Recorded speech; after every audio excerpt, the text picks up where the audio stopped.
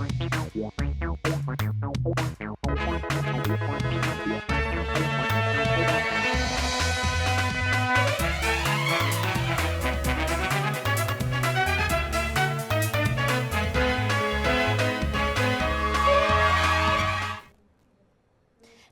आप देख रहे हैं राष्ट्रीय समाचार। मैं हूं आपके साथ हेमा कुशवाहा। वक्त हो चला है मॉर्निंग की बुलेटिन का, मगर खबरों से पहले एक नजर सुर्खियों पर। गुरु पूर्णिमा पर भक्ति का महादान, साईं बाबा को 1 करोड़ का स्वर्ण मुकुट उपहार।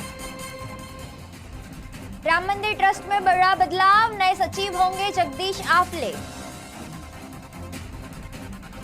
महंगाई का नया झटका, रोजमर्रा का सामान फिर होगा महंगा। तमिलनाडु में बड़ा एक्शन, 100 करोड़ की मंदिर जमीन हड़पने की साजिश हुई बेनकाब। कावेरी जल विवाद फिर भड़का, कर्नाटक में किसानों का महाआंदोलन हुआ शुरू। गुरु पूर्णिमा के पावन अवसर पर शिरडी साईं बाबा मंदिर में आस्था और श्रद्धा का अद्भुत नजारा देखने को मिला है। आंध्र प्रदेश के वेल्लोर में रहने वाले एक भक्त ने साईं बाबा को 1 करोड़ रुपए से अधिक कीमत का सोने का मुकुट भेंट किया है। बताया जा रहा है कि इस मुकुट का वजन 682 ग्राम का है और इसकी अनुमानित कीमत करीब 1.3 करोड़ रुपए है। मुकुट पर नवग्रहों की बारीक नक्काशी की गई है और इसे अमेरिकन डायमंड से सजाया गया है, जिससे इसकी भव्यता और भी बढ़ गई है। मंदिर प्रशासन के अनुसार गुरु पूर्णिमा उत्सव के मुख्य दिन साईं बाबा की प्रतिमा को इसी विशेष मुकुट से सजाया जाएगा। जैसे ही मुकुट से कपड़ा हटाया गया, मंदिर परिसर में मौजूद श्रद्धालु भावुक हो उठे और पूरा माहौल जयकारों से गूंज उठा। शिरडी साईं बाबा मंदिर से पहले भी भक्तों ने करोड़ों रुपए के दान और बहुमूल्य उपहार समर्पित किए हैं, लेकिन गुरु पूर्णिमा पर चढ़ाया गया यह मुकुट एक बार फिर श्रद्धा और आस्था का प्रतीक बन गया है।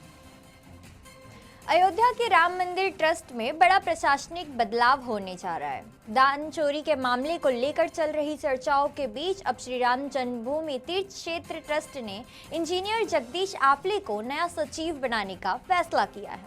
उनके नाम पर 2 सितंबर को होने वाली ट्रस्ट की बैठक में औपचारिक मुहर लगने की संभावना है। महाराष्ट्र के पुणे निवासी जगदीश आफले पेशे से इलेक्ट्रिकल इंजीनियर हैं। उन्होंने आईटी मुंबई से बीटेक और एमटेक की पढ़ाई की है और यूरोप तथा अमेरिका की कई बहुराष्ट्रीय कंपनियों में भी काम करने के बाद वे भारत लौटे हैं। राम मंदिर निर्माण शुरू होने से पहले उन्होंने बिना वेतन परियोजना प्रतिबंध के रूप में भी जिम्मेदारी संभाली और लंबे समय से निर्माण कार्य की निगरानी कर रहे हैं। ट्रस्ट ने आफले को स्टेट बैंक ऑफ इंडिया के खाते का अधिकृत हस्ताक्षर भी नियुक्त किया है, जिससे बैंकिंग और प्रशासनिक प्रक्रियाओं को और भी व्यवस्थित किया जा सकेगा। फिलहाल वह अपनी पत्नी के साथ अयोध्या स्थित ट्रस्ट भवन में रह रहे हैं। उम्मीद है कि 2 सितंबर की ट्रस्ट बैठक में सचिव के साथ साथ सीईओ और प्रवक्ता पद को लेकर भी अहम फैसले लिए जा सकते हैं। अब खबर तमिलनाडु से, जहां दिंडीगुल जिले में स्थित प्रसिद्ध पलनी मुरुगन मंदिर में करीब 100 करोड़ रुपए की जमीन हड़पने की कोशिश के मामले में बड़ा एक्शन हुआ है, जहां सीबी और सीआईडी ने इस मामले में 3 लोगों को गिरफ्तार किया है। आरोप है कि फर्जी दस्तावेज तैयार कर मंदिर की कीमती जमीन को महज 2 करोड़ रुपए में अपने नाम रजिस्टर करा लिया गया था। जांच में सामने आया कि यह जमीन मंदिर की पार्किंग के लिए इस्तेमाल होती थी। मामला सामने आने के बाद तमिलनाडु सरकार ने विवादित रजिस्ट्री रद्द कर दी और उस समय के सब रजिस्ट्रार को निलंबित कर दिया। अब उनसे भी पूछताछ की जा रही है। इसी बीच मदुरै के मीनाक्षी मंदिर की संपत्ति से जुड़े एक और मामले में 19 लोगों के खिलाफ एफआईआर दर्ज की गई। आरोप है कि मंदिर की जमीन के रिकॉर्ड में हेराफेरी कर गैर कानूनी तरीके से संपत्ति ट्रांसफर करने की साजिश रची गई थी। 2 बड़े मंदिरों की संपत्ति से जुड़े इन मामलों के बाद तमिलनाडु में धार्मिक संस्था की जमीन की सुरक्षा और रिकॉर्ड की जांच तेज कर दी गई है। मध्य प्रदेश में मूंग की 100% एमएसपी पर खरीद की मांग को लेकर किसानों का आंदोलन तेज हो गया है। नर्मदापुरम से भोपाल पहुंचे किसानों ने राजधानी के सावकर सेतु के पास डेरा डाल दिया है और अब मुख्यमंत्री आवास तक मार्च की तैयारी कर रहे हैं। संयुक्त किसान मोर्चा के बैनर तले हजारों किसान एमएसपी पर पूरी खरीद ई टोकन व्यवस्था में सुधार और समय पर खाद उत्पादन कराने की मांग कर रहे हैं। किसानों का कहना है कि जब तक उनकी मांगें पूरी नहीं होती, आंदोलन जारी रहेगा। इसी बीच राज्य के कृषि मंत्री ऐदल सिंह कंसाना ने केंद्रीय कृषि मंत्री शिवराज सिंह चौहान को पत्र लिखकर मूंग खरीद का लक्ष्य बढ़ाने की मांग की है। सरकार और किसान प्रतिनिधियों के बीच बातचीत भी हुई है, लेकिन अभी तक कोई अंतरिम समाधान नहीं निकल पाया है। किसानों के पहुंचने के बाद सुरक्षा व्यवस्था कड़ी कर दी गई है। पुलिस बल भी तैनात है और प्रशासन लगातार हालात पर नजर बनाए हुए है। कावेरी नदी के पास पानी को लेकर कर्नाटक और तमिलनाडु के बीच विवाद एक बार फिर तेज हो गया है। कावेरी नदी जल विनियमित समिति के तमिलनाडु के लिए पानी छोड़ने के आदेश के खिलाफ कर्नाटक में किसानों और कन्नड़ संगठनों का विरोध प्रदर्शन तेज हो गया है। मंड्या में किसानों के मशाल जुलूस निकालकर सरकार से तमिलनाडु को पानी न छोड़ने की मांग की है। प्रदर्शनकारियों का कहना है कि राज्य में पहले से पानी की कमी है और ऐसे में पानी छोड़ना किसानों के हितों के खिलाफ होगा। किसानों ने चेतावनी दी कि यदि सरकार ने समिति के आदेश का पालन नहीं किया तो पूरे राज्य में आंदोलन और भी तेज हो जाएगा। और वहीं कई कन्नड़ संगठनों ने भी ऐलान किया है कि राज्यव्यापी विरोध प्रदर्शन का ऐलान कर देंगे हम। कावेरी नदी के पानी के बंटवारे को लेकर कर्नाटक और तमिलनाडु के बीच विवाद कई दशकों से जारी है और समय समय पर यह मुद्दा राजनीतिक और सामाजिक तनाव का कारण बनता जा रहा है। विकसित भारत के लक्ष्य को लेकर प्रधानमंत्री नरेंद्र मोदी ने नई दिल्ली स्थित अपने आवास पर भारत सरकार के सचिवों के साथ दूसरी उच्च स्तरीय बैठक की है। बैठक में वित्तीय अर्थव्यवस्था, वाणिज्य, उद्योग और प्रौद्योगिकी से जुड़े मुद्दे की समीक्षा की गई। प्रधानमंत्री ने सभी मंत्रालयों के बीच बेहतर तालमेल और टीम भावना के साथ काम करने पर जोर देते हुए कहा कि शासन व्यवस्था का केंद्र हमेशा आम नागरिक होना चाहिए। उन्होंने तकनीकी आत्मनिर्भरता, ऊर्जा सुरक्षा और साइबर सुरक्षा को राष्ट्रीय प्राथमिकता बताते हुए इन क्षेत्रों में तेजी से काम करने का आह्वान दिया। बैठक में प्रधानमंत्री ने भविष्य की जरूरतों के अनुरूप युवाओं को कौशल से लैस करने और उद्योगों के साथ समन्वय बढ़ाने और प्रशासनिक कार्यप्रणाली को अधिक प्रभावी व परिणाम आधारित बनाने पर भी जोर दिया। इस दौरान कैबिनेट सचिव, विभिन्न मंत्रालयों के सचिव और प्रधानमंत्री कार्यालय के वरिष्ठ अधिकारी ने अपने अपने विभागों की प्रगति और आगे की कार्यकर्ताओं का प्रस्तुति दी थी। मुख्तार अंसारी गैंग से जुड़े शस्त्र लाइसेंसों की जांच में समाजवादी पार्टी के सांसद अफजाल अंसारी की मुश्किलें बढ़ गई हैं। गाजीपुर पुलिस ने उनके खिलाफ एक और मामला दर्ज कर लिया है और आरोप है कि उनके शस्त्र लाइसेंस से जुड़े सरकारी रिकॉर्ड गायब कर दिए गए हैं, जिसकी वजह से पुलिस हथियार का सत्यापन नहीं कर सकी। पुलिस के मुताबिक अफजल अंसारी के लाइसेंस पर खरीदी गई राइफल से जुड़े जरूरी दस्तावेज रिकॉर्ड में नहीं मिले हैं। जांच एजेंसियों का आरोप है कि रिकॉर्ड गायब करने में लाइसेंस धारक और उस समय के 2 शस्त्र लिपिकों की मिलीभगत हो सकती है।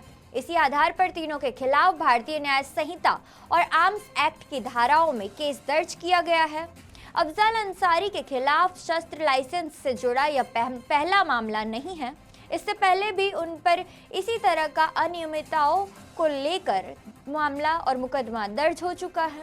पुलिस का कहना है कि मुख्यतः अंसारी गैंग से जुड़े सभी शस्त्र लाइसेंसों और हथियारों की जांच जारी है और जहां भी गड़बड़ी मिलेगी वहां सख्त कार्रवाई की जाएगी।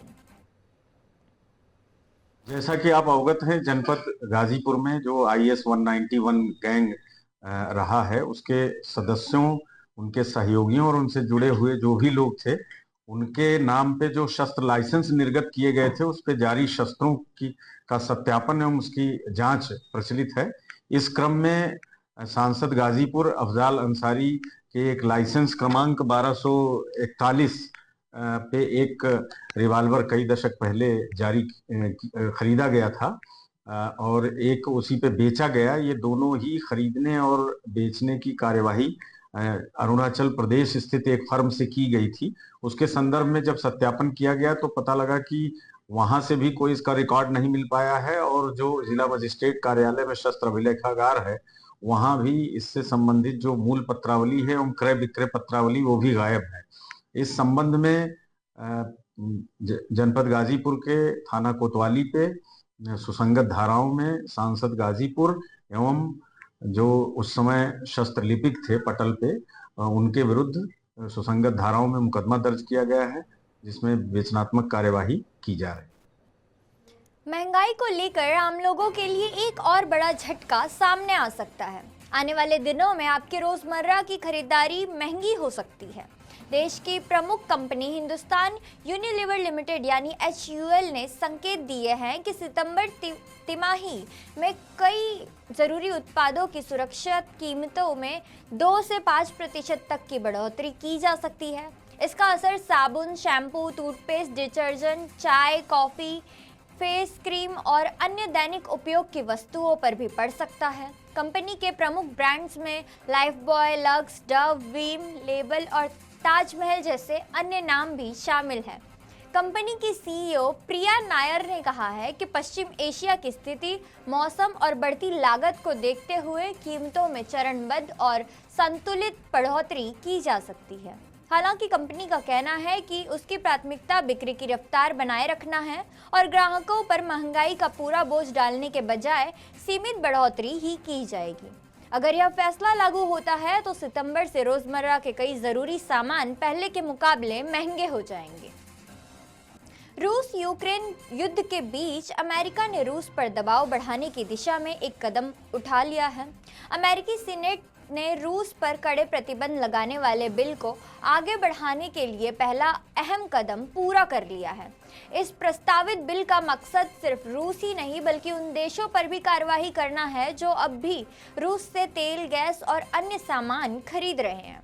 सीनेट में इस पर वोटिंग हुई जिससे 86 सांसदों ने अपना समर्थन और 12 ने विरोध किया। यूक्रेन के राष्ट्रपति वोलोदिमीर जेलेंस्की ने भी इस दौरान वाशिंगटन में मौजूद रहे, जहां उन्होंने अमेरिकी सांसदों से मुलाकात कर यूक्रेन को सैन्य और सुरक्षा सहायता जारी करने की अपील की। जेलेंस्की ने इस वोटिंग को रूस पर दबाव बढ़ाने और शांति की दिशा में एक अहम कदम बताया। हालांकि यह बिल अभी अंतिम रूप से कानून नहीं बना है, लेकिन सीनेट में मिली शुरुआती मंजूरी को रूस के खिलाफ अमेरिका की सख्त रणनीति का बड़ा संकेत माना जा रहा है। वर्ल्ड टेस्ट चैंपियनशिप 2025 और 2027 की पॉइंट्स टेबल में पाकिस्तान की मुश्किलें और भी बढ़ गई हैं। वेस्टइंडीज के खिलाफ पहले टेस्ट मैच में 90 रन की हार के बाद पाकिस्तान अंक तालिका में सबसे नीचे पहुंच गया है। विदेशी जमीन पर यह पाकिस्तान की लगातार 8वीं टेस्ट हार है। इस हार के बाद पाकिस्तान का पॉइंट प्रतिशत घटकर सिर्फ 6.66 रह गया है, जिससे उसके लिए WTC फाइनल की दौड़ लगभग नामुमकिन होती नजर आ रही है।